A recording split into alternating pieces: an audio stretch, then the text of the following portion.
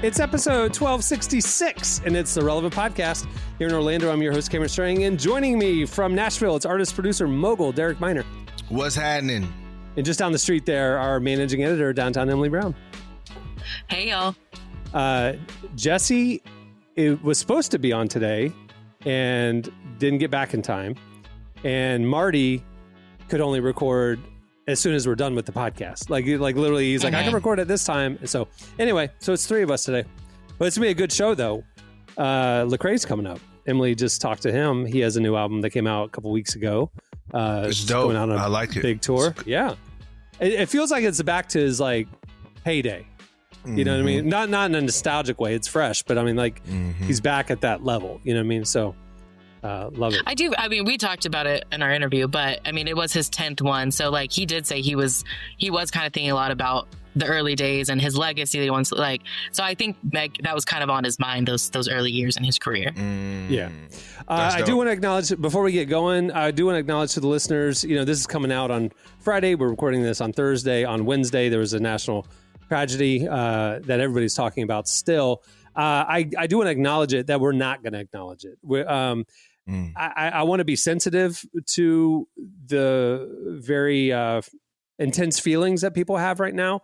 And I also want to address the fact that we learned our lesson in 2020. The news cycle was very, very intense that year. It was an election year. There was a lot of protests and a lot of injustice that was at the front of mind, and it was affecting all of us. And we talked about it a lot on the show, and we heard from y'all after that year.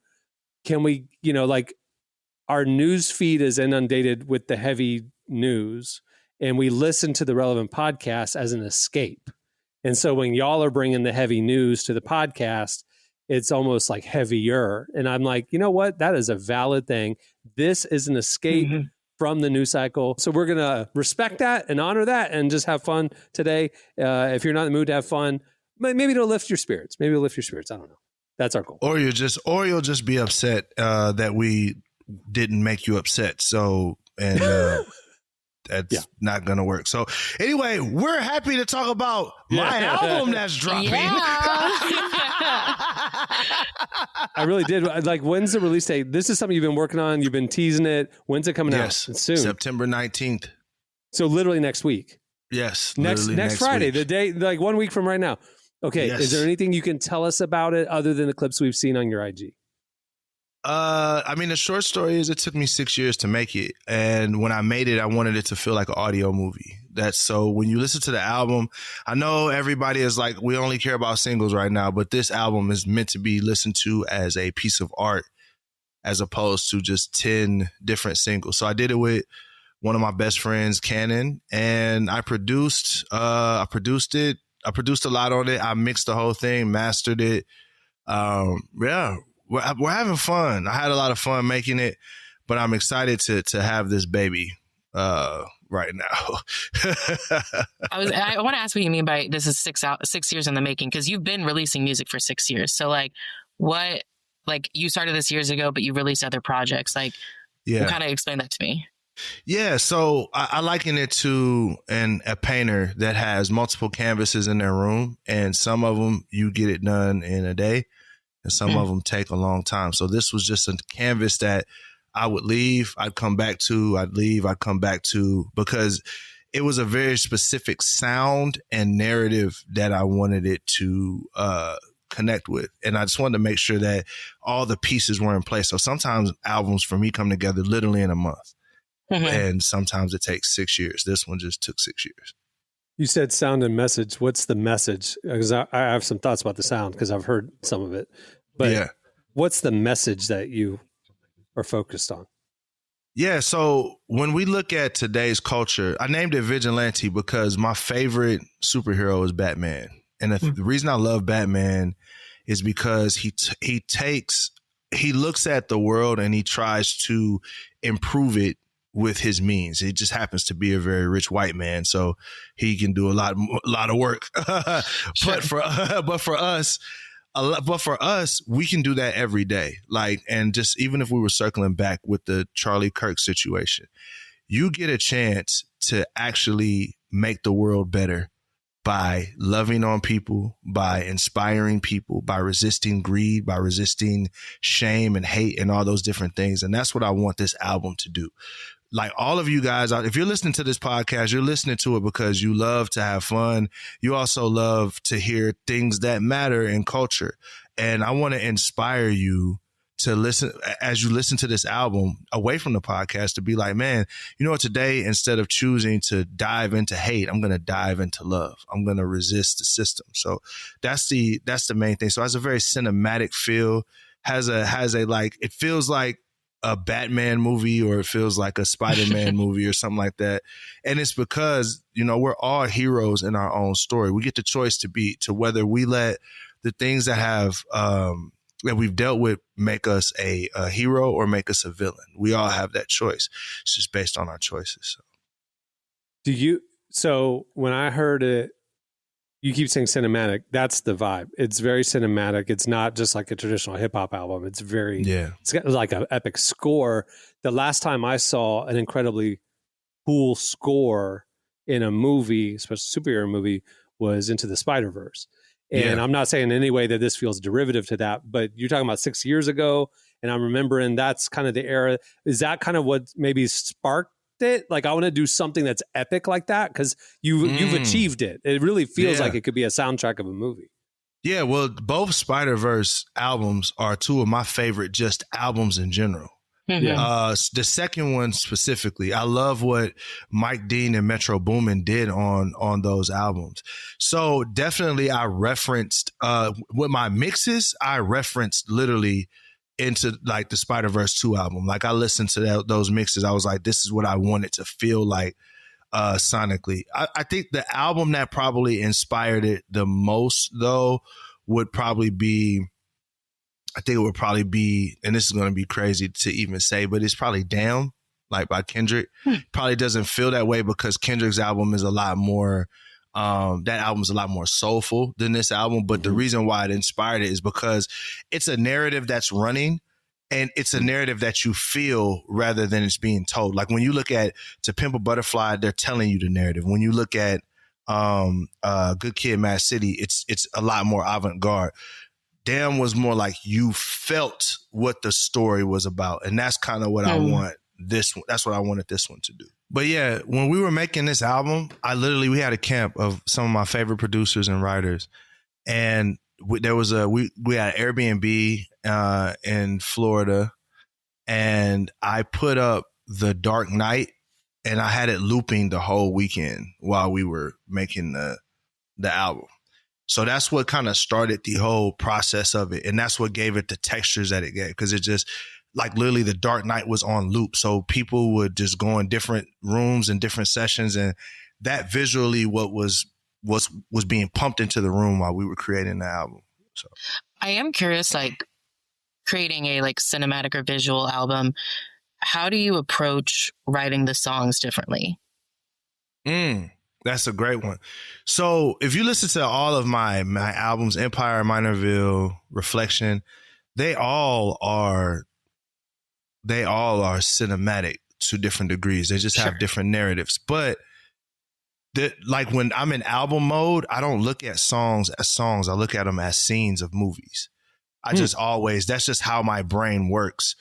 But when I'm writing singles, I'm just like writing a song and it's about the song structure. But when it's an album, it's different. If you were to ask me what I like making more, I like making albums more because every song feels like the scene in a movie. And that's why I love doing that. So this is just another continuation of that. It's a different skill set too. It's like a writer writing a book versus writing an article. You know, it's like absolutely you're thinking about chapters and the pace, act 1, act 2, act 3. It's really different than just throwing out a essay or a song, you know, so interesting. Yeah. I feel like the art of the album is a lost art. So it's really cool that, and most albums these days are just a collection of a bunch of songs, right? I mean, they call it an album because they have 10 of them, but it's just, they're 10 songs. I mean, right? Yeah. So the fact that you're crafting it like there's an arc to it is really unique. It's really cool. Yeah. And I'll be transparent. I learned that from the guest on the show, like Lecrae, an artist named Flame. We never done a lot of work together, but I remember one day I was on tour early in my career and Flame was like, your albums need to feel like there's a through line in it. And I was like, oh, that's crazy. So, and then my partner Street Symphony, who was my A&R during Minorville, they all taught me how to make albums. My albums changed after working with them. So, yeah. Flame knows what he's talking about. Katy Perry stole his stuff, I mean.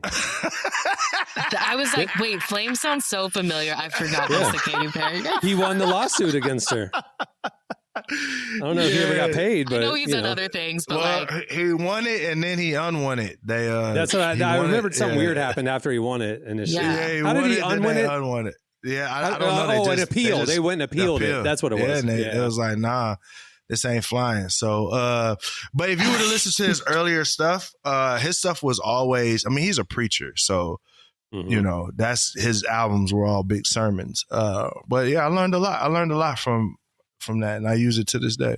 Wait, Flame's a preacher. Joe Baraka became a professor, I guess. Trip Lee's a preacher. Trip Lee. How come you're not a preacher? Because I ain't a preacher.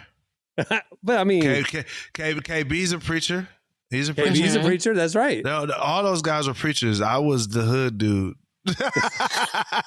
I was the hood guy businessman. I stuck out like a sore thumb. They was just like, this dude is a crash out. You don't want to be Pastor Derek? Come on. Nah, I don't see it. You know what though? I'll put it this way. Like my label, RMG Amplify, I look at it as that's my ministry. That's who I shepherd. I shepherd my artists. Because, being a creative, you guys are creatives too, just in a different way. Creatives' hearts need to be shepherded. And a lot of times it takes a creative to create, to shepherd people in that way. So that's why I admire about Lecrae. Lecrae, I know at one point in time, he was going to go to Bible college and do that thing, but, he became a shepherd of his business. So that's kind of what I feel like. I'm more of a shepherd of RMG. That's what I do. As of now, there are no plans to don any suits or expensive shoes and walk across the stage. And I'm not going to be a Philip Anthony Mitchell anytime soon. I don't see it. So I give it 1 year. Wear all black and have the dramatic music in the background. I want to honor something you just said, like the fact that you honored Lecrae. You if people know your career, you started out on Reach. You were one of the Lecrae's artists and stuff, and toured with them and all this stuff. But then, you're not on Reach anymore. Obviously, you started your own label and all this stuff. A lot of times when people part ways, leave a label, stop working together, there's acrimony, and the fact that you are honoring the impact he had on your career and your art is really cool. And I'm glad to see that. You guys are all right, Go to therapy. Go to therapy, guys. Because I wasn't always. Go to therapy. Go to retreats. Go to Montana. Have good friends like Cameron and Propaganda and Marty, and you'll get through it eventually. I love that we're trying to honor you for honoring someone, and you're like, let's actually pump the brakes on that. It's been a long road to get here. It's been a long road, guys. I'm not going to take any credit here. Well, we're at a good place now, right? There you go. Yeah, we're great. Everything's great. Move the show along. Stay tuned. Up next, it's Relevant Buzz. Today's podcast is brought to you in part by Mercy Ships. Globally, 5 billion people lack access to surgical care. In sub-Saharan Africa, there's only one surgeon for every 200,000 people. Mercy Ships provides free, life-transforming surgeries for people who have little to no access to medical care. They help the blind see, straighten twisted limbs, remove deadly tumors, treat cleft conditions, and so much more. With state-of-the-art hospital ships, they provide safe surgery to children and adults living with treatable conditions, and it's completely free of charge. They do all this work with an all-volunteer crew of professionals who donate their time and talents. Surgeons, stewards, nurses, engineers, and more make the world a better place. Your donation today provides free, safe surgeries to people in desperate need of help. All gifts are matched, so please donate today at mercyships.org/relevant. Today's podcast is brought to you in part by Tim Tebow's book, Look Again. Have you ever wondered what would change if you truly believed you were infinitely valuable to God? In his New York Times bestselling book, Look Again, Tim Tebow reveals the powerful truth that when we learn to see the image of God in every person, including those we struggle to love, everything changes. Tebow shares incredible stories from his work with people the world often overlooks, and it will challenge you to stand up to the lies, rediscover the worth that everyone has, and impact the world for good. Find Look Again by Tim Tebow, available now wherever books are sold. Okay, it's time for Relevant Buzz. Tell us what's happening at the intersection of faith and culture this week, Emily. Just the fun stuff. Keep it light. Okay, I can do that. Let me ask you this question. What do Pharrell, Jelly Roll, Clips, John Legend, Jennifer Hudson, Karol G, Teddy Swims, and Andrea Bocelli have in common? They sell a lot of records. Andrea Bocelli. Wait, I mean, I know the answer to this. And you could add into there some gospel choirs and Italian choirs too. Yes. Yeah. Cameron knows the answer to this. It was really for Derek. Yes, they have sold a lot of records. More importantly, they are all going to be performing at the Vatican's first ever concert this Saturday. Yeah. What? The Vatican. The Vatican is out here. The Vatican's doing a Coachella with the Can Clips, we get it on Ticketmaster? Teddy Swims. Yeah, the Vatican. Why is St. the Peter's Clips Square. at the Vatican? That's what I'm saying. That's the $1 million question. Pharrell is performing with his gospel choir. You know that he's sometimes So performs Pharrell and Andrea Bocelli, they're kind of co-leading it. They kind of put everything together. So that I think that's how Clips got involved. But so this is the first ever concert. It's going to be out in the public. It's on St. Peter's Square. It is free. If you're in Rome this weekend, you can go. It is free and open to the public. It'll be on Saturday at 3 p.m. If you are not in Rome, you can live stream it on Disney Plus and Hulu. But the whole point of this is the Vatican this week has been hosting a world meeting on human fraternity where they're bringing in different leaders and creatives from all over the world to just come together and be united, obviously in faith. And so this sort of unity through music is how pop and rap and gospel and opera are all coming together for this event. But if they're united in faith, by my understanding, almost none of those artists you listed are Catholic. And I don't know that Teddy Swims or half of the Clips espouse any faith. Why are they there if the whole thing is unity in faith? Well, Teddy Swims, I did look it up. He grew up in the church. Now it's a little unclear where he is currently, but he grew up in the church. So that was the connection. Like everyone else, at least grew up in the church or has some kind of John Legend and Jennifer Hudson. We know. Pusha grew up in the church too. I mean, we don't know what he's on now, but and Malice is a strong Bible believing Christian. I just want to know what songs they're gonna do. Right. Yeah. That is the question for me. It's like grinding is about selling dope. From ghetto to ghetto to backyard to to put. They might be doing some covers. We'll see. Why they didn't bring? They're going to cover Lecrae. They didn't bring one Christian rapper to that book. They just like, hey, we don't care about none of that. Bring the Clips. Yeah, I am curious why they didn't bring somebody like Lecrae. Honestly, like that's huge. Interesting. Yeah, NF did they bring Lecrae? Forrest Frank, he's white. Like you could have brought him. Like but I don't know that Forrest is on like Pharrell's radar. You know what I mean? Like he's huge in our little bubble, but true. But it is surprising that there isn't Lecrae or someone like Brandon Lake, like someone who is very much a Christian artist. Especially with Jelly Roll. Jelly Rolls. Jelly Roll could have brought Brandon. Hold on, wait a second. There's no Christian artist on that y'all mentioned. No. No Kirk Franklin? No. Nope. That's the miss right there. You're right. Because they're gonna have a gospel choir, and they're gonna have a gospel choir, but no Kirk Franklin. Yeah, no that's Kirk. Weird. Yeah, that's weird.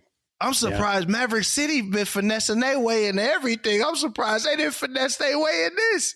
For real. Like I could have seen them be like the token gospel Christian group. Or the choir. They could have been, that's crazy. There's no Christian representation at all. I guess Voices of Fire would be, because the gospel choir, they're going to be there. Yeah. But they're really that's the like only Pharrell's ones. gospel choir. Like he did that gospel choir show. Yeah. Voice of Fire is kind of associated with that. I didn't even know he had a gospel choir. So yeah. So he was on the cover of Relevant back in 2021 or so. And it was because he did a gospel reality competition show. So he did a gospel choir competition show, and he hosted it and stuff. And so he was doing the media for that. We interviewed him, and he was talking about, I grew up in the church.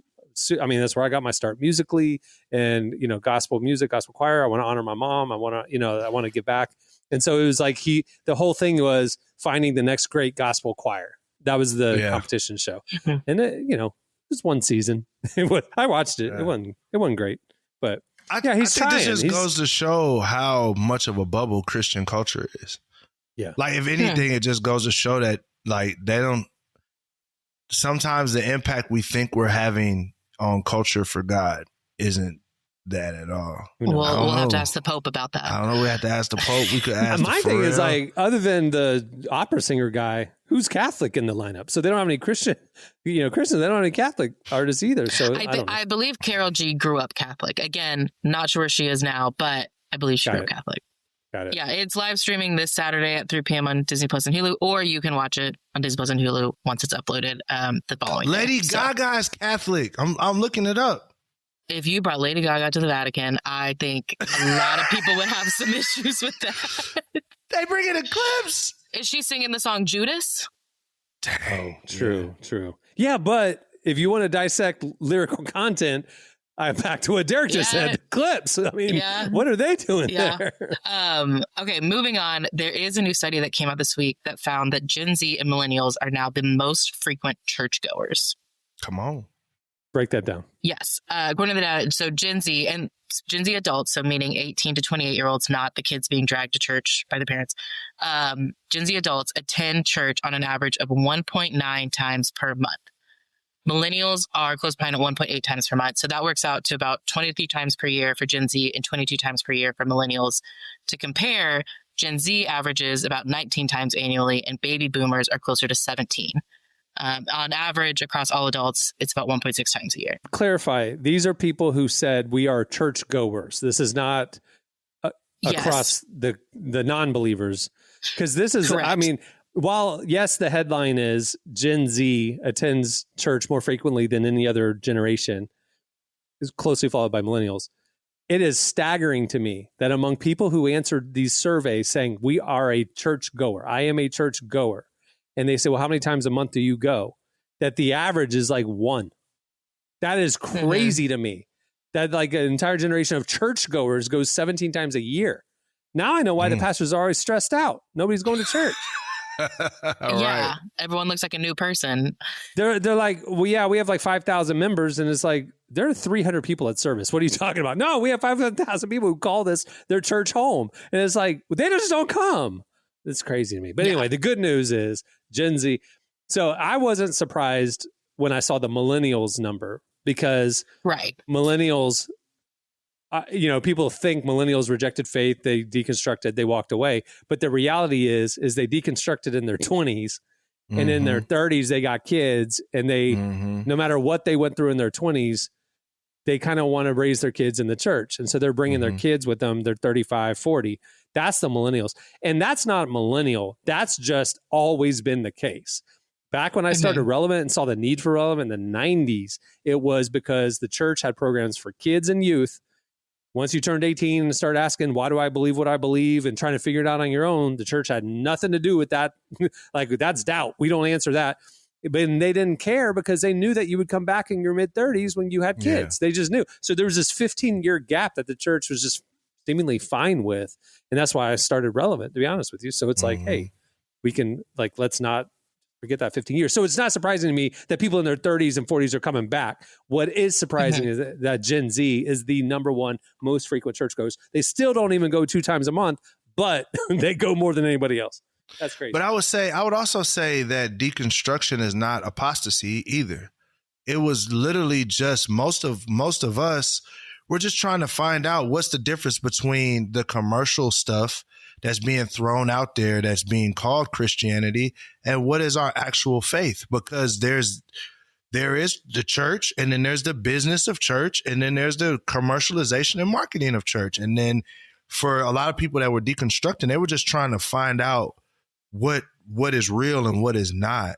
So it would make sense that as you get older, as you learn more, as you experience life a little bit more, you have kids, you begin to see that, oh, I don't need to throw the baby out with the bathwater. Everything that I came up on wasn't bad, even though there are some things that all of us can look around and say, hey guys, this has very little to do with God and a lot to do with marketing. You know what I'm saying? Mm-hmm. So I think, I really like the phrase disentangling faith, because I think a lot of Christians do that more than because I used to say that I deconstructed my faith in college. I don't think I really did. It really was more disentangling, like you're saying, of like, there are a lot of foundational things I absolutely still believe, but there's a few of these sort of like tertiary issues that I am not sure what I grew up learning is what I still believe. Yeah. And so it's like I was disentangling, but not fully deconstructing. And the whole time I was still in church. I was actually still serving at a church. It was a different church than what I grew up in, but, so I think a lot of people were maybe disentangling more than deconstructing. For sure. But yeah, to Cameron's point, it is happily surprising to see that Gen Z is the most frequent churchgoers. That really doesn't make any sense. It really doesn't make any sense. I mean, even with the whole, we've reported the rise of the nuns has plateaued, the nuns being not the N-U-N, but the N-O-N-E, they have no religious affiliations, plateaued. We know that there is rumblings of spiritual renewal among the younger generation. Great. We love it. We applaud it. But the fact that they are literally the most frequent regular church attendees, it's very surprising to me, because most of what I see in the Gen Z spiritual experience is they may be on fire for God and they really encounter God and they have a lot of zeal, but it's more individual faith experiences and less about, and then I got plugged into a church. You know what I mean? Like, it's like, I'm on fire for God and I'm going to talk about it on social media, and I'll go to the worship concert tour and I'll go to the big rally and all the things, and they love it and they no hesitation, but there really isn't a lot of conversation about then go get plugged into a church, get discipled, grow in community. There's really not that kind of conversation. So the fact that they are doing that is awesome and very surprising to me. So great. Yeah. What's also surprising to me is, on the other end of this, is the dip in elders and boomers. Because the report talked about, 20 years ago, elders were going 2.3 times a month. Now they're only 1.4. And the researchers are very surprised by that. They don't have a reason. They have not quite figured out a reason as to why that shift has happened so quickly.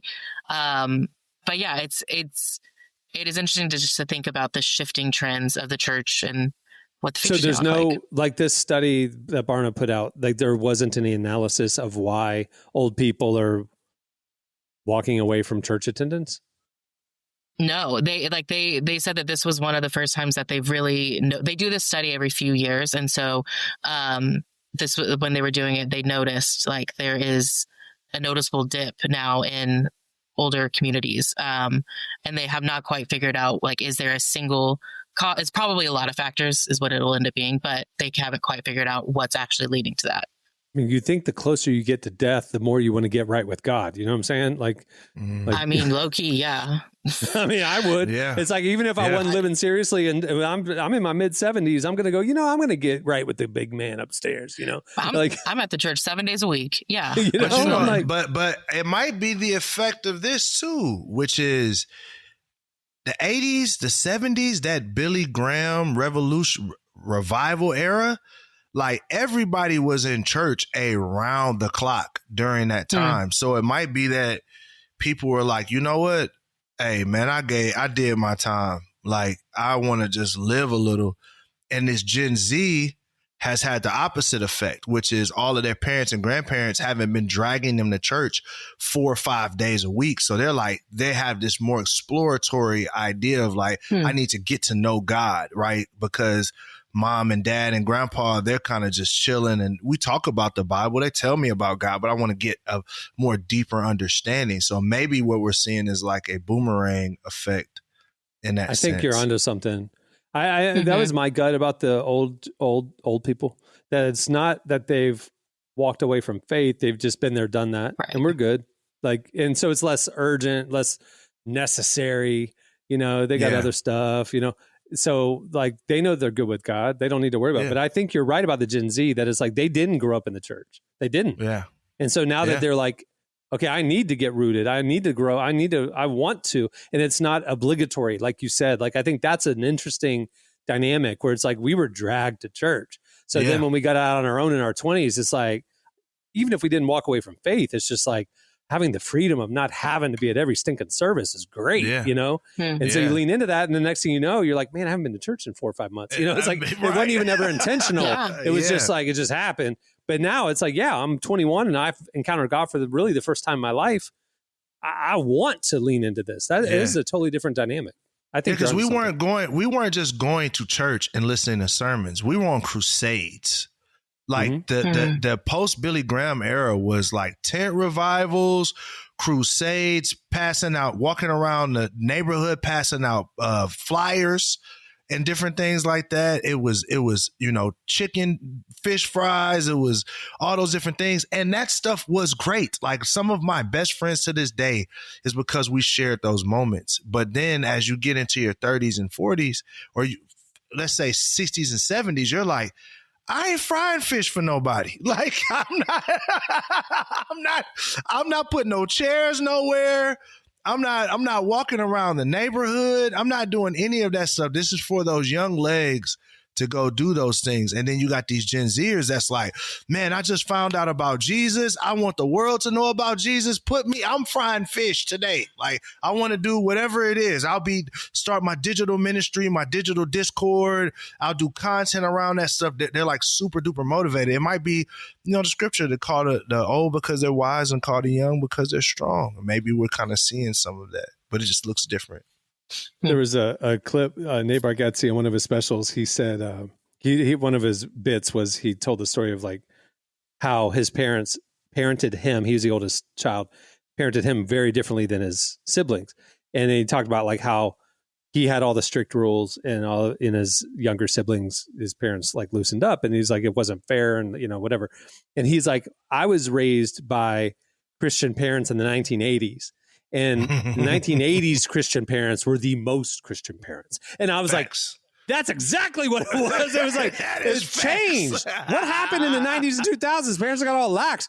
I mean, there was no question if the doors of the church were open, we were there. I mean, it was like, and so now, and I'm telling the truth to make your point, my parents, who are Christian leaders, like told me at dinner this past week, like they're really excited they found a new church. And I was like, oh, cool. And they're telling me all about it. And I was like, well, where were you going? And they told me, well, this, that, whatever. Kind of figured out that been a few years that they were just kind of floating. And I was just like, the jaw hitting the table. I could not believe my parents were inconsistent church attenders. I was just like, you told me I was going to hell if I went to church, when I was growing up.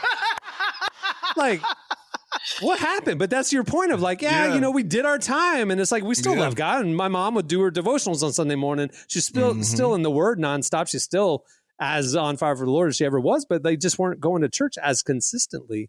And that blew my mind. I could not. And then I think also they fall more into, like, my mom, fire, Pentecostal, I'm talking, she is on it, but she falls more into the mentor role. Like, she's on the phone individually with certain men and women that she's been pouring, mostly young women that were kind of, a lot of single moms, because she was a single mom. So she's pouring directly into these people, as opposed to the group setting as much. So they become more like sages. So it's like you got to climb the mountain kind of to get to them a little bit. I'm sure your mom and dad probably have people that they're pouring into that they're consistent with. So I think that's also a thing. Mm-hmm. Yeah. Okay. Moving on. Right now, there is a growing problem facing recent college graduates that I want to talk about. Overall, unemployment rates are not super crazy. But for those in their early to mid 20s with degrees, things are getting significantly tougher. So to put this in perspective, a decade ago, about 4.3% of 22 to 27-year-old college graduates were unemployed. Today, the number has jumped to 5.8%, which is a 35% increase in just 10 years. Is that tech? Is it because of tech? No. Well, there's a few reasons. One is tech, automation, and AI are kind of taking over a lot of those entry-level roles that recent college graduates would hope to be getting. And so they're having to go for maybe a little bit more of a mid-level role, but they don't have the experience, so they're not getting hired. And so it's kind of creating this growing gap as these companies are automating jobs that they ideally would give to young graduates. So then you don't get a chance to get a foot in the industry that you've been studying to join. I mean, we've said this on the show. I'm not going to belabor this point, but like one of the AI tech leaders in the last 6 months said within X number of a few years, 40% of entry-level white-collar jobs, so that is college graduate entry-level jobs, will be eliminated because of AI. And so then those entry-level jobs are gone. So the people who have the experience are going to stay employed. But if you don't have experience, you can't get a foot in the door. And like, there's going to be this weird employment gap where the people, there's this 10-year gap of like, there weren't people joining these industries. The older people are going to die off, and there's not another wave of younger experienced people coming up because AI took over all those entry-level jobs. So it's going to be interesting to see what happens 10 years from now. But right now we're already seeing it start to take shape with recent college grads. And that's interesting, like what you said, because I didn't think about that in the sense that if the entry-level jobs are gone and they're replaced by AI, then you don't have the next wave of executives who have been trained in that daily grind. I never thought about that. So now 20, 30 years from now, you don't have the guy that's like, I work myself up from the fries to the grill, to management, to upper management. You don't have that pipeline anymore. So that is scary, but you want to know who's not going to be struggling to find a job? HVAC guys. They're going to HVAC is going, they're secure. I mean, barbers are secure. Barbers are secure. That's no joke. Hairstylist is the number one job for future job security. Number one. Yes. Is hairstylist. Because I know I don't even got no hair, but I definitely don't want a robot giving me a body. Last time I got my haircut, I told her, I was like, you are, like, we were talking about AI for some reason. And I was like, you are literally in the most secure industry that you could. And she, what? Yeah. I was like, seriously, like the report's coming out. Yeah. Do you think doctors are going to be needed? No. What's going to happen is what now is a practice of 10 doctors will become one doctor using AI. And that one doctor can diagnose what the 10 doctors would have. And you have all the knowledge in the world, not just the knowledge of that one doctor, right? Because he's going to be using AI for diagnosis and things like that. So 9 out of 10 doctors will lose their jobs because they won't be needed, because the knowledge base will be better with AI. They just need somebody to implement it. I mean, like, you think all the way through all the industries, teaching is going to change. I mean, you think like teachers, it's in person. Teaching is going to change too. How kids learn, the tools that they're going to learn with. You're going to need fewer teachers. You're going to need fewer. So then what is it? Law enforcement, military. I heard that one of the major ways that the economy is going to be propped up, because if AI does this and the entire economy gets turned upside down overnight, how do you stabilize it? Well, number one, the government's going to get a lot bigger. There's going to be a lot more government jobs. That's going to be part of it. Yay. And right. And two, universal basic income is being discussed already about like people who just literally cannot get employed. Well, to keep the economy solvent, we're going to have to, support these people. This is not, social safety net. This is universal basic income. And then, but the third thing that Elon Musk and other people have been talking about that are really the thought leaders that are like looking not just 5-10 years down the road, but beyond, is that the movie WALL-E is prophetic, essentially, that we will be consumers. We will be consumers of technological content. And the crisis for humanity will be a crisis of purpose. And I know I've said it on this podcast already, but that shook me. That it will be so many of us find our identity and our purpose with the work we do. And if I'm no longer needed for work, what is my purpose in getting up? What is my purpose for life? What is my purpose for existence? That's something the church needs to be leaning into. I was going to say, Cam, you might have found something here, bro, because the Gen Zers are experiencing that a little bit more. And maybe that might also be a motivation for them to want to get deeper into their faith. Yeah. That could be. Because that's the thing is, like, if we're talking about it, like, I find identity and purpose in the work I do. I feel God called me to do this work. Well, if the work is not needed, Right. what is God calling me to? Right. Like that's going to be an interesting thing that humanity is going to have to grapple with. And again, I think the church needs to be on the front end of this conversation. Unfortunately, the church usually is on the back end of these conversations, or it takes a while to catch up. But I mean, that's going to be the crisis of I think the AI economic revolution. They'll figure out how to keep the economy strong. They'll figure out how to keep people from being homeless. You know what I mean? They'll figure that out. Yeah. The economy will adapt to the new reality, just like it adapted with the Industrial Revolution and other major changes over the years. But the crisis of purpose, that's going to be interesting to watch. Sorry. So we said we were going to keep it light. Why'd you bring that up? I know. Okay, listen, we had to talk about it. I think we landed on a hopeful ending, maybe, sort of. We'll get there. Well, maybe. Well, here's the thing. This is a good point, though. Maybe our purpose isn't our work. Maybe our purpose is our humanity and our faith in God.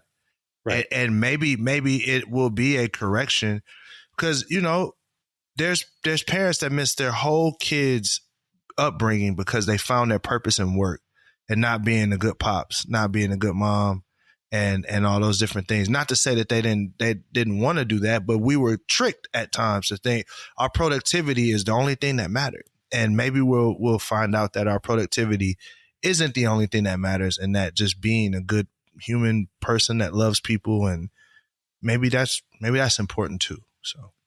No, absolutely. And I think that will be a one of the healthy outcomes of this, but it really is something that like society needs to be talking about more, embracing the AI thing. Efficiency is great. The other thing, the economic disparity is going to the wage gap is going to get even wider. The richest people who can use these tools are going to get even richer because they don't need to pay people to do the work. So there's going to be that the economic disparity is going to widen. There's going to be a lot of ethical things that aren't just technological, but like the technology is going to create an ethics crisis in a couple of different ways. And again, that's an opportunity for Christians and for the church to lean into these conversations, So. Yeah. The economic thing that did remind me, I was looking at when I was researching this, people were talking about, in order for these recent grads to have some sort of experience when they graduate, a lot of them are going to have to do maybe internships in college to hopefully get, some experience, whatever. But the issue with that is there are still a lot of internships that are either underpaid or just unpaid in general. And it's like with the more expensive college, I can't take an unpaid job. I need money, there's a lot of moving parts that I think need to be addressed in this situation. Can I address that real quick? As a business owner, and y'all, sure. If you are in college right now, you need to know definitively, according to U.S. labor law, unpaid internships are illegal. Illegal, unilaterally illegal, unless it's for a nonprofit and you're technically volunteering for the nonprofit. If it's a for-profit company, it is illegal. It is the most overlooked and misunderstood labor law that exists. How I found out about this was back in 2006. Relevant staff, we're a young, scrappy startup. We had no money, but we were doing something cool. So we attracted a ton of interns. We had probably 20 people on staff, and we had 30 interns every summer. And we gave them experience. They were designing and writing and doing all the things and building up and we ended up hiring a lot of them, and so many went on to great careers. It was a great opportunity, win-win. And then I read a blog interview with Mark Cuban when he was owning the Mavericks. And he wrote this blog about the fact that he had an idea. This is back in the very early days of digital media. He wanted to launch a digital media internship program for the Mavs. And this would be cool because we can't really put money into this new social media thing. We don't know what that is, but we could do this free experiment with young kids, right? And his VP of HR wrote him back and said, Mark, this would be illegal. We would have to pay them. He said, no, won't make any money, so we can't pay them. And they said, and then he wrote out this whole thing that he learned from his VP of HR that definitively, if the business benefits from the work being done by the intern, they have to be paid. It's called minimum wage, right? Or else it's called, right? You put the term on it, what kind of labor it is. Yeah, absolutely. So there's a law called minimum wage. And if you aren't going to pay a minimum wage, so you can, if you're learning to be a trucker and you go intern at a trucking company, they can teach you how to drive, but you cannot drive for the company where they benefit. Yes. So you can learn for free, but you cannot do any work for free. So anyway, then all of a sudden, I'm confronted with reading this, and I'm looking out at my staff, and there's literally 40 people, and half of them aren't getting any money, and I'm going, integrity is what you do when nobody's looking. Come on. And I made a decision that day that we've got to stop this. I couldn't afford 20 kids. I could afford for each department to hire a part-time UCF student or a local college kid part-time to come in. And so that's what we had to do. So the editorial team lost 8 interns. They got 1 part-time kid. We had to adjust. But it's like that was the right thing to do. It unfortunately meant that a lot of kids couldn't get an opportunity and build their portfolio and get experience in media the way we were doing it. But I couldn't afford it. And so what are you going to do, right? Do the right thing. So that's what we had to adapt. And so again, college students, if you're getting internships and they're saying, well, we'll give you college credit, that is not compensation. That is illegal. It cannot be that you work for free. You have to get at least minimum wage. So talk that talk. Pay your interns. Pay your interns. Thank you, lawyer Cameron. No, I'm being for real. Thank you, VP of HR for the Dallas Mavericks, because I would not have known otherwise. Everybody was doing it. Every company had free interns. NBC, huge corporations had free interns. How are they all getting away with it? It's crazy. Anyway. Yeah, it shouldn't be. Anyways, okay, last thing, I know we need to wrap this up. This will be quick. Last weekend, Carrie Underwood led worship at a church down the road from me and Derek in Franklin, Tennessee. Come on, Carrie. Like she came in for a worship concert or something? What do you mean? No, it's just Sunday morning worship. And they live streamed their services. And this clip went viral of her singing the song Pour Your Spirit Out at Rolling Hills Community Church in Franklin. We've got a little clip here that we'll play for y'all. There's a miracle right behind that stone. Roll back that stone. He's been waiting. Can you hear it? He's been knocking. Roll back that stone. Roll back that stone. Just like Lazarus out of that grave. Our God rewrites history. Oh, Jesus, you change everything when you pour your spirit out. Oh, she's worshiping. That is definitely not a Carrie Underwood worship concert. Yeah. That is that girl, she's been to Bethel. That's Auntie Carrie.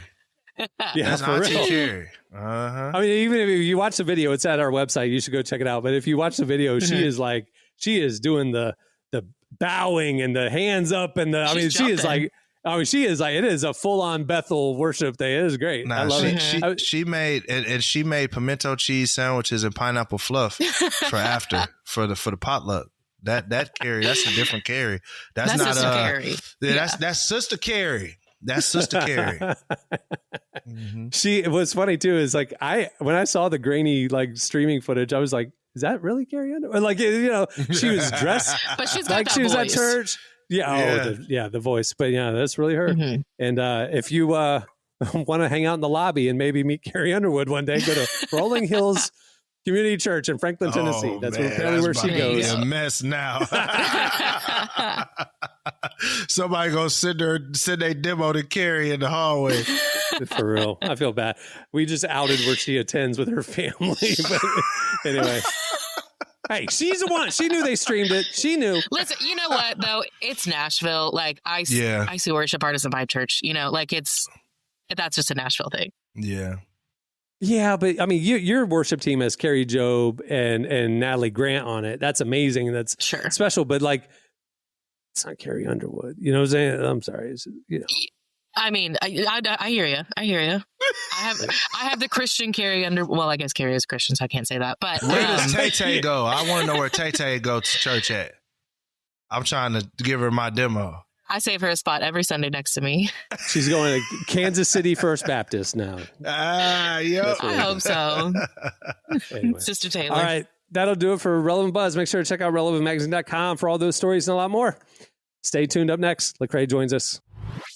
Today's podcast is brought to you in part by John Mark Comer's book, Garden City, a book that speaks to the tension we all feel between work, rest, and purpose. The New York Times best-selling author John Mark Comer takes us to the scriptures to identify what it really means to be human and flips the script on the idea that who you are matters, not what you do. He shows that God created us for meaningful work and meaningful rest. Both matter. This book helps you ask and answer the big questions. Does God care where I work? Is there a direction for my life? So you can discern God's heart for your calling, your rhythms, and the way his spirit wants to shape every part of your life. If you're longing for purpose and a more grounded way to live, check out the new hardcover edition of Garden City wherever books are sold. Well, today's show is brought to you in part by the new book, God, the Science, the Evidence. We talk a lot about faith, but how often do we talk about science in the same breath? You might be surprised to discover just how deeply the two actually agree. For centuries, science has been used to dismiss the idea of God, but today an intellectual revolution is underway. Modern discoveries in physics, cosmology, and biology are consistently revealing the same truth: creation isn't an accident. That profound reversal is what engineers Michel-Yves Bolloré and Olivier Bonassi investigate in their international bestseller, God, the Science, the Evidence. This book is a rigorous, evidence-based critique of materialism, inviting you to explore over a dozen scientific, philosophical, and historical domains. It shows that what was once seemed impossible, that science could point to a creator, is now supported by a vast and convergent body of evidence. With over 400,000 copies sold in Europe, this book is sparking a global debate. It's thoughtful, fascinating, and a powerful reminder that reason itself affirms the existence of God. Learn more and find out where you can purchase your copy today by visiting godthesciencetheevidence.com. Today's podcast is brought to you in part by Erwin McManus's book, The Barbarian Way. Some books don't just inspire you, they confront you. The Barbarian Way, now celebrating its 20th anniversary, is one of those books. If you felt the pull of God towards something deeper and wilder than the safe, predictable version of faith that we settle for, McManus reminds us that following Jesus was never meant to be tame. It's meant to awaken courage, passion, and purpose God placed inside us. He draws from the wild stories of Abel, Noah, Moses, Rahab, and others to remind us that following God wasn't meant to be tame. Safe faith isn't working. Step into the story God is writing for you. Choose passion, choose boldness, choose the Barbarian Way. Available now wherever books are sold. Well, our guest today is Lecrae. The rapper and founder of Reach Records has just released his 10th album, Reconstruction, and kicked off his world tour this month. We spoke with him about his newest project, but it was our conversation with him about his legacy and the future of Christian hip-hop that really stuck with us. Here's part of Emily's conversation with Lecrae. And like he's so had to meet problems, just getting so real, yeah. Try and see through these warm tears. Love is feeling really foreign here. Lonely nights is like the norm here. Hey, feeling like easy, baby. I was losing my mind, gave up all of my time, but it never got easy, baby. Well, I do want to talk about your legacy, because like we said, this is your 10th album and hopefully not the last one. But when you think about your catalog and the career that you've had, 20 years from now, what do you hope people remember? It's a good question. I really hope. So when I did Church Clothes, Volume 1, my dream was to become like an elder statesman within the hip hop community, like the Christian version of like a hip hop leader, Chuck D or something like that. You know what I mean? Like just like the voice that people look to for the Christian perspective within hip hop. And or for a perspective that had a Christian worldview within the hip hop space. And I think that's what I just wanted to be. And I think in some degree that has happened. But more than anything, I would hope that I was a bridge from faith and culture, right? And that's what I hope people saw is like, where's the bridge that connected culture and faith together, right? Who understood us culturally enough to interpret faith to us, and who understood the faith enough to interpret it to the culture. And I think the people who've always inspired me in that capacity are like a C.S. Lewis or J.R. Tolkien or like a Francis Schaeffer, just like people who were like immersed in culture, but were trying to bring a Christian vantage point to it. And I would hope that I would go down in history as someone like that. Someone who was a bridge from faith and culture. It's interesting to hear you say that, like, even at the beginning of your career, you had that mindset. I feel like I don't hear that often. What was going on in your life when you were starting your career that like gave you that sort of overview mentality? Some of it is like generational, right? So I'm what you call an exennial. So it's like I'm like very millennial, but like just enough of Gen X as well to like have experienced that. And I grew up around a lot of Gen Xers, and Gen Xers were like, their whole thing was to make the Christian version of something, right? Like they were like, we want a Christian club, or we want to make a Christian, like, you know, a Christian coffee shop, or like a Christian auto body store. And like, you know, millennials were more along the lines of like, we want to invade culture.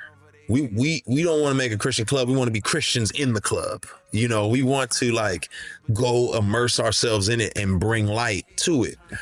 And I think I took a little bit of that Gen X energy and the millennial energy, and that shaped the way I was going to move.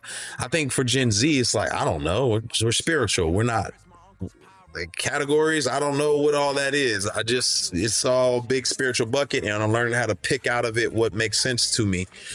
But the Gen X in me was like, there needs to be a distinction. And that was big for Gen X, distinction. But the millennial in me was like, but I want to be in it. You know, I don't want to be like outside of it. I want to be in it. And so it was like, I had to be distinct inside of it. And that was the only way I was going to be able to thrive as a young artist, because the Gen X's would be like, what are you doing? You're supposed to be distinct and different. And so I had to have, they trained me to have a mission. You know, it's like, what's your mission? You know, they trained me like that.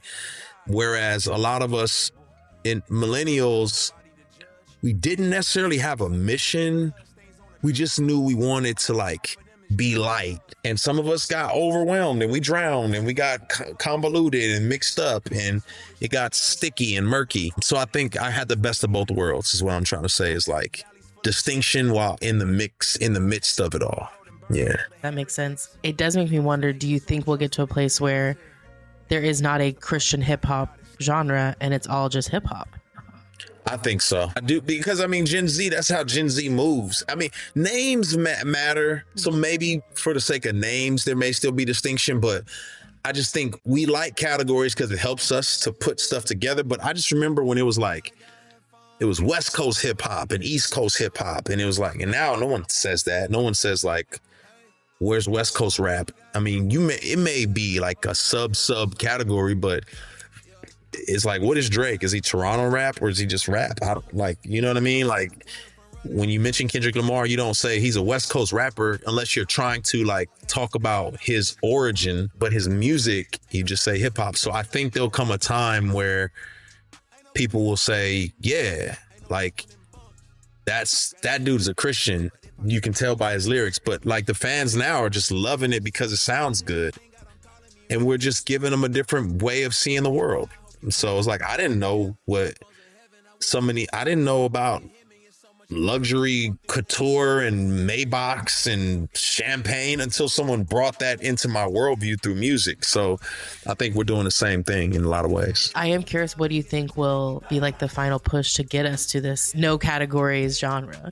Yeah, honestly, I think it's like Gen Z being so like adamant about their art perspective, and just like, you're gonna see us, right? We're gonna go viral just like you're gonna go viral. We're gonna do all the, like, there's not like a sub version of it. It's like, it's a version, like everything else is a version. And I think social media is really the great equalizer in a lot of ways, right? It just like equalizes things, because the algorithm is just showing you what you clicked on or what you liked. And so it's like, you just so happen to like this song by some artist.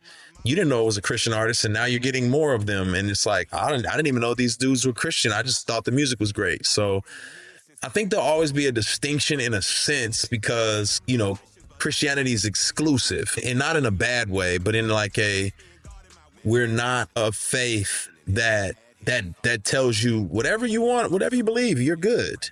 You know, we're pretty exclusive. We're like, actually, if you don't believe Jesus is, yeah, kind of is not Christianity anymore. You know what I mean? So I think we'll have a distinction there. Yeah. But artistically, I just see the walls coming down more and more, you know, especially as the quality goes up. Yeah. The thing about that and kind of your lifelong mindset as like the elder statesman, how do you, or what do you see as your role in the current state of Christian hip hop or hip hop right now? Both. I mean, yeah. I mean, within the Christian space, I think it's challenging the young artists to care as much about being literate, like biblically literate, because, you know, it saves you from making decisions that are antithetical to what you believe in. Because if you don't know like what you believe in exactly, you're liable to make decisions that are not, that are misaligned. So with the younger artists, it's kind of like, hey, something as simple as like pride comes before the fall. Like really understand what that means, because as you do all this self-aggrandizement and puffed up stuff and putting yourself on display, you're actually pushing against what God wants you to do. And it could be detrimental for you. Within hip hop, as a broader culture, I think it's being more invitational. It's inviting them. Rap is so aggressive, and you got a lot of rappers out there who like are bent on telling people outside of the Christian faith how terrible they are, how they need to change, or how they need to make better decisions. And for me, I'm like, well, you haven't invited them into another world yet. You haven't shown them what else is out there. You're like, yeah, put your drugs down. What's my alternative? You know what I mean? Like, what else heals me if not the drugs? Like, how else do I make money? So I think it's our job and our responsibility, my job and my responsibility within hip hop to be invitational. It's not us against the world, it's us for them. Do we care about them? Do we want to see them thrive? Do we want to see them have a better way of living? Then be for them. And so that's kind of how I see my role.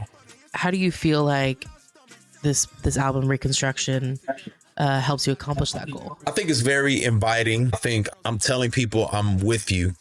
Like, let's walk through this together. Hey, T.I., hey, Killer Mike, I lost somebody too. Let's all have a conversation about it. Not, well, yeah, you lost somebody, but you might die too. Do you know where you're going if you die? And it's like, wait a minute, whoa, slow down. Yeah. Take a step back. You know what I'm saying? It's like, can we mourn together? So it's inviting people in. And it's also, hey, what are some alternative perspectives that I haven't considered? You know, on There For You with Friday, I say, you know, you're with me 24/7, but I only gave you a few minutes. And I think anybody who is at the least God-fearing, let's say they're not Christian, they're God-fearing, they could feel that and say, dang, I only really prayed when I got in trouble that one time. Is God really with me 24/7? What does that mean for me? How do I process? Like, you know what I mean? Like, let's think about that. Like, is he that good? Better sober. It's like, I'm inviting you to sobriety. And I've seen plenty of people repost that are not Christians. They're just like, yes, 222 days sober. And it's like, I'm celebrating with you. I'm not saying, well, what's the point of celebrating if you're not going to heaven? It's like, whoa, slow down. We don't celebrate the kid's birthday now because he doesn't know Jesus. Is that what we're doing out here in these streets?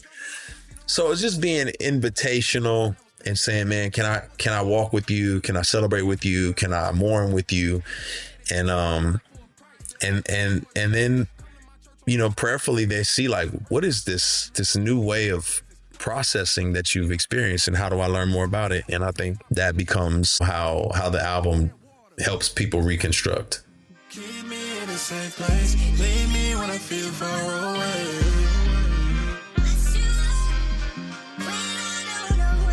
When I don't know where to turn.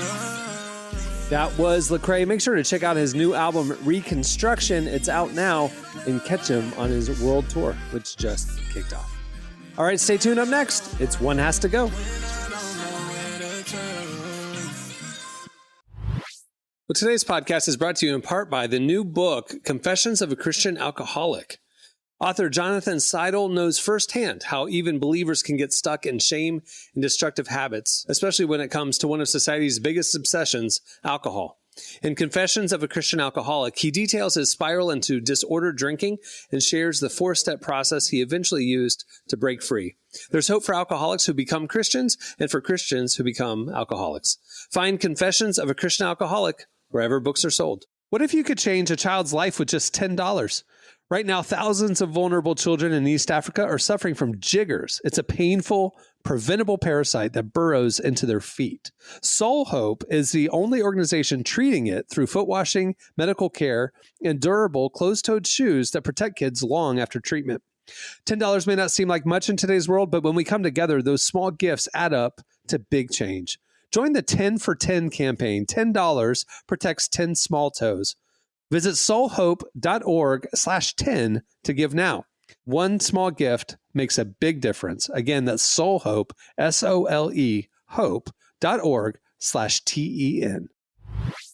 Okay, it's time for... One has to go. All right, you know how we do it. I give you 4 things. You tell me what one has to go. That's it.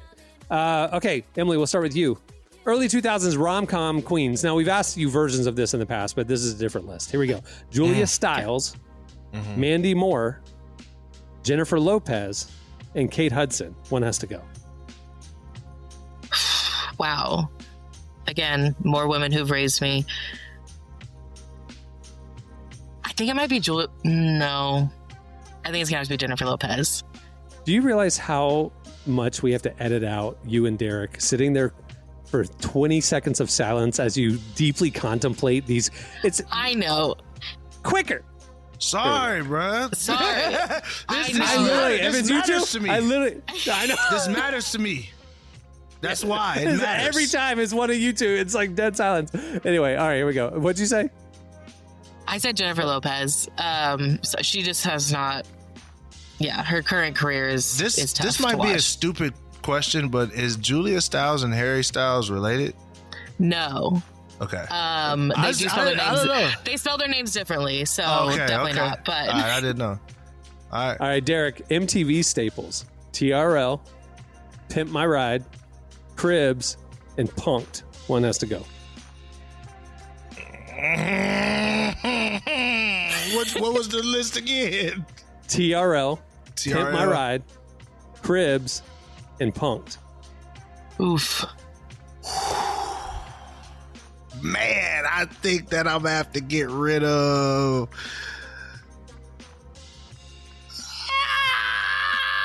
I guess Pimp My Ride. You can't get rid of TRL. You can't get rid of TRL. That's shocking. You can't. Yeah, you can't. You can't get rid of Cribs. Well, no. Right. Do you remember that Method Man episode? Cribs. Yes. Yeah. You can't get rid of Cribs. They had the box of cash on top of the fridge. Yeah. And anybody needed a few bucks. Punk'd. Punk'd.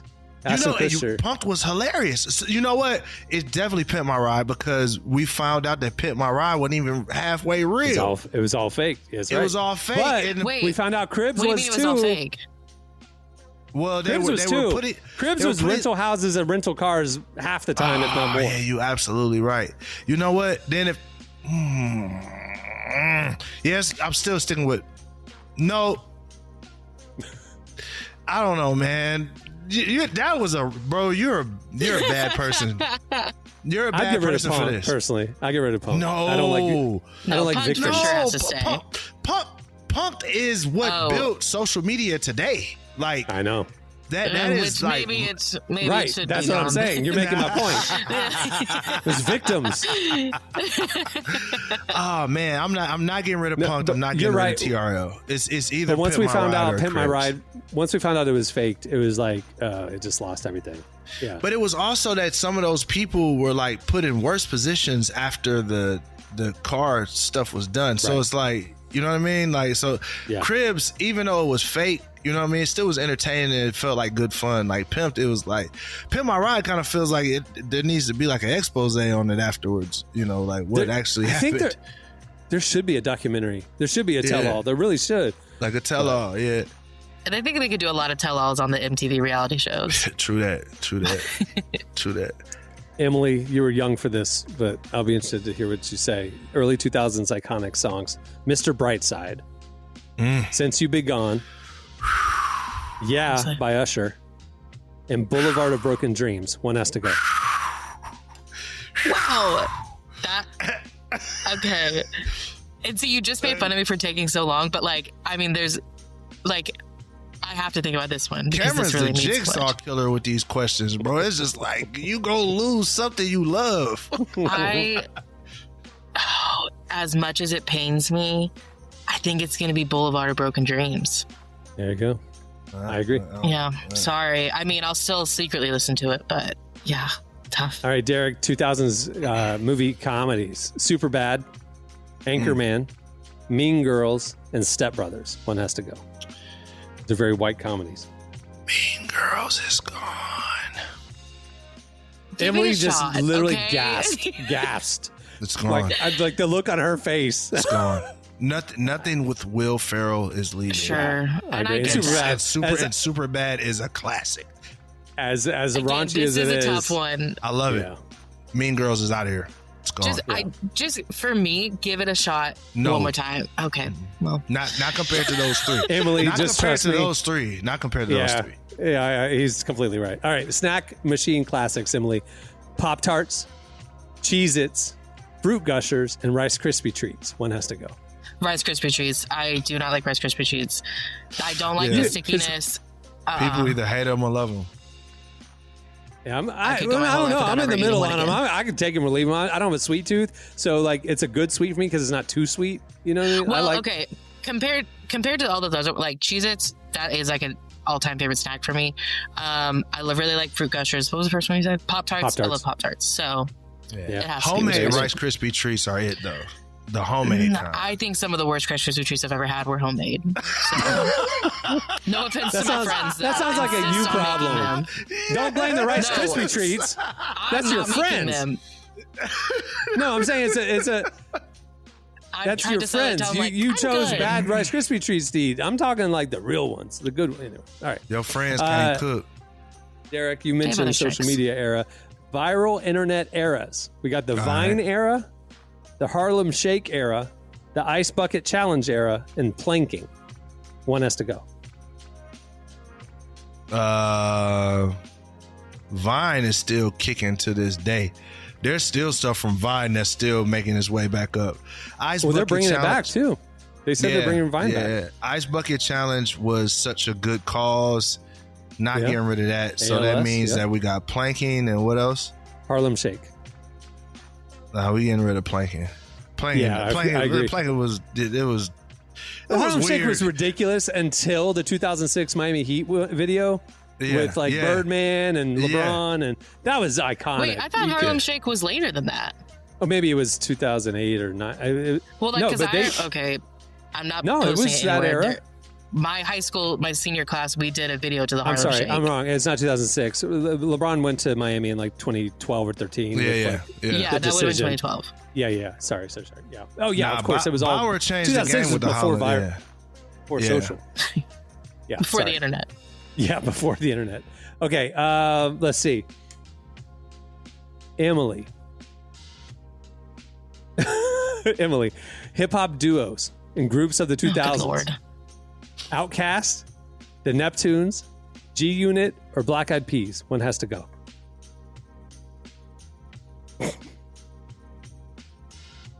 This could potentially be controversial.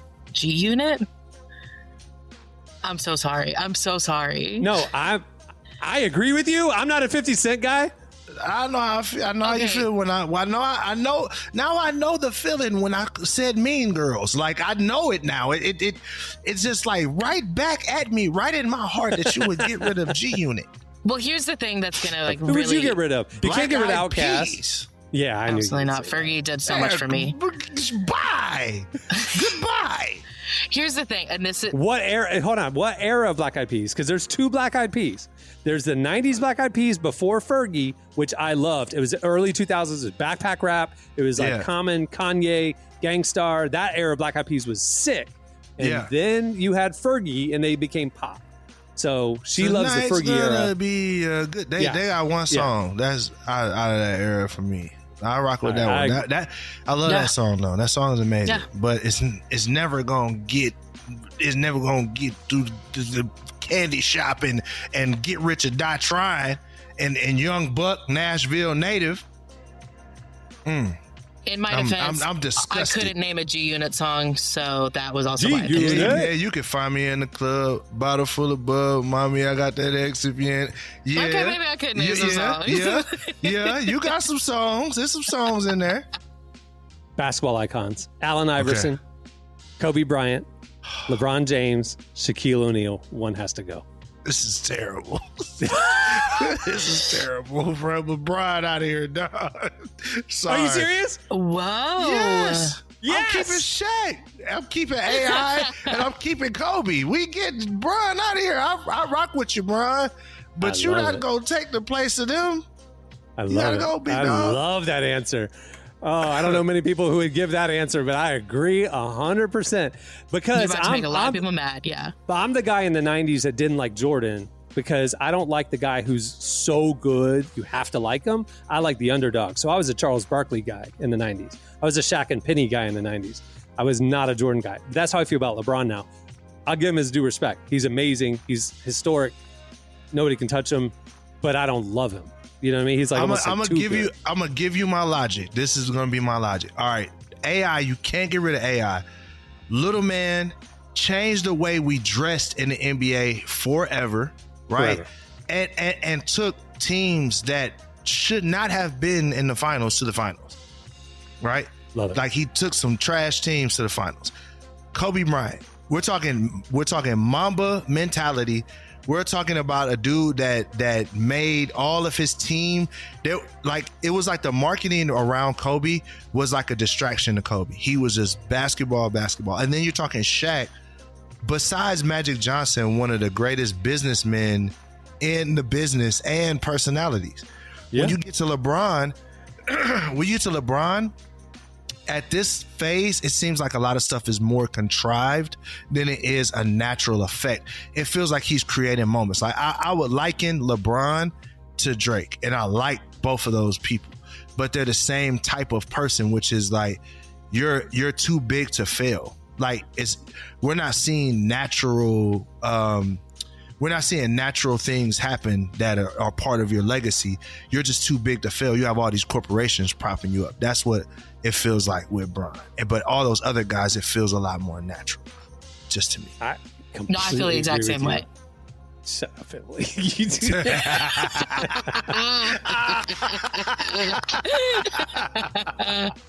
All right, last one, Emily. All right, I know we start with you. I'm gonna do one more. 2000s reality TV chaos: The Simple Life, Laguna Beach, Newlyweds, Nick and Jessica, or Flavor of Love. One has to go.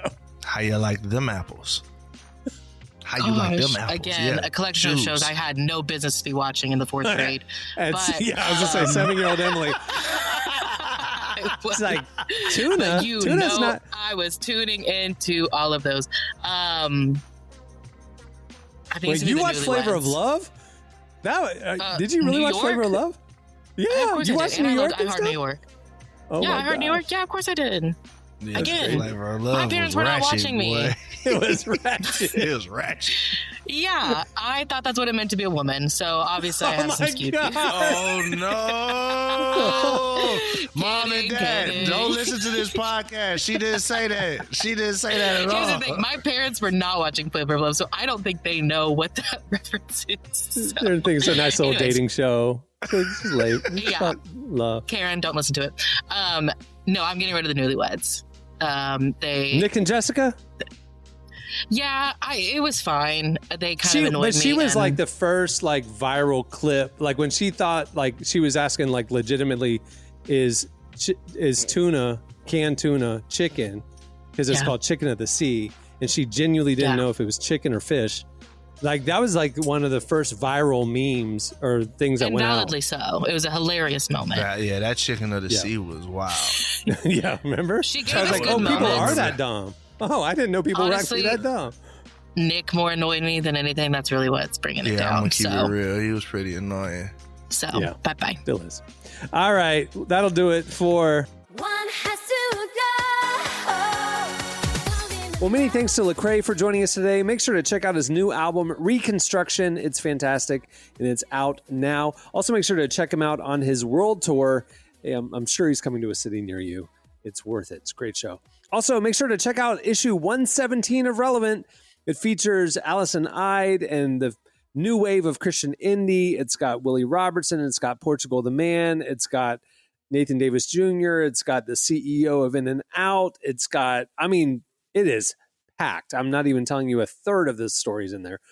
You can read it for free at relevantmagazine.com. Also, we have an expanded, enhanced edition for Relevant Plus subscribers. It's not just the features on the website, but current and front matter and all the design from the print magazine, interactive and updated. It's really cool, and it's part of your Relevant Plus subscription. If you are a Relevant Plus subscriber, just go to your dashboard. The link is right there. If you haven't signed up for Relevant Plus yet, you can get it for as little as $2.50 a month. It's not only the expanded magazine, but it's also ad-free viewing at the website and ad-free versions of this podcast and everything we have coming out in the coming months. Go check it out. You can find out more and sign up at relevantmagazine.com. All right, on that note, we'll wrap it. I'm Cameron Strang. I'm Derek Miner. I'm Emily Brown. We'll see you on Friday. Have a great week, everybody.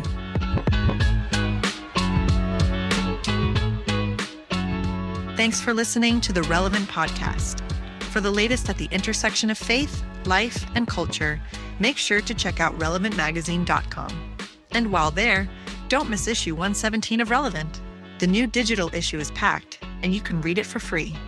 If you want our enhanced magazine, as well as ad-free reading at the site and ad-free versions of our podcasts, sign up for Relevant Plus. Plans start as low as $2.50 a month, and it's the best way to experience our content. Find out more and sign up today at relevantmagazine.com.